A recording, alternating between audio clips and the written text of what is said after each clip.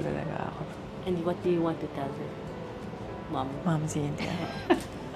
Oh my God. Like, Well, we love each other. I love him very much. gusto ko lang magpasalamat po talaga na hindi siya sumuko din po sa journey namin dalawa.